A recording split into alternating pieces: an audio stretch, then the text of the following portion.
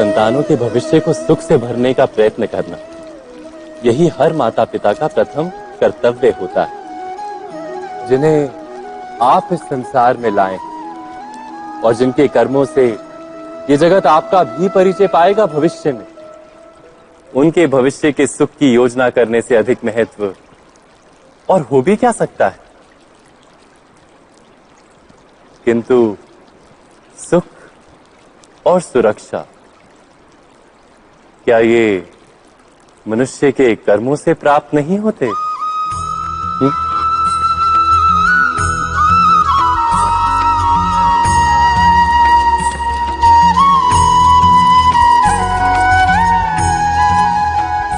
माता पिता के दिए हुए अच्छे या बुरे संस्कार, उनकी दी हुई योग्य अथवा अयोग्य शिक्षा, क्या आज के सारे कर्मों का मूल नहीं? संस्कार और शिक्षा से बनता है मनुष्य का चरित्र, अर्थात माता पिता अपनी संतानों का जैसा चरित्र बनाते हैं, ऐसा ही बनता है उनका भविष्य। किंतु फिर भी अधिकतर माता पिता अपनी संतानों का भविष्य सुरक्षित करने की चिंता में उनका चरित्र निर्माण का कार्य भूल ही जाते। वस्तुतः जो माता पिता अपनी संतानों के भविष्य की चिंता करते हैं, उनकी संतानों को कोई लाभ नहीं होता। किंतु जो माता पिता अपने संतानों के भविष्य की नहीं, उनके चरित्र का निर्माण करते हैं, उन संतानों की प्रशस्ति समस्त संसार करता है। स्वयं विचार कीजिए।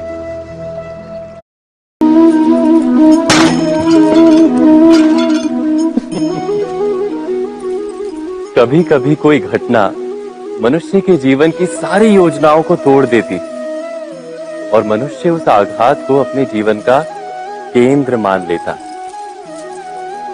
पर क्या भविष्य मनुष्य की योजनाओं के आधार पर निर्मित होते हैं? नहीं।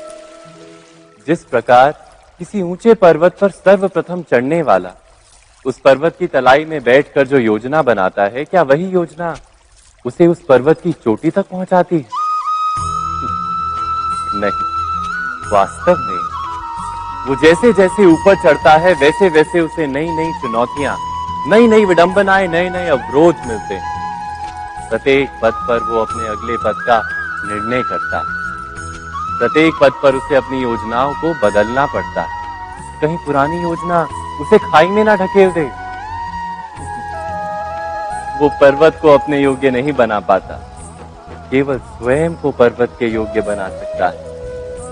क्या जीवन के साथ भी ऐसा ही नहीं? जब मनुष्य जीवन में किसी एक चुनौती को, एक अवरोध को अपने जीवन का केंद्र मान लेता है, अपने जीवन की गति को ही रोक देता है, तो वो अपने जीवन में सफल नहीं बन पाता और ना ही सुख और शांति प्राप्त कर पाता। अर्थात जीवन को अपने योग्य बनाने के बदले स्वयं अपने को जीवन के योग्य बनाना ही सफलता और सुख का एकमात्र मार्ग नहीं? स्वयं विचार कीजिए।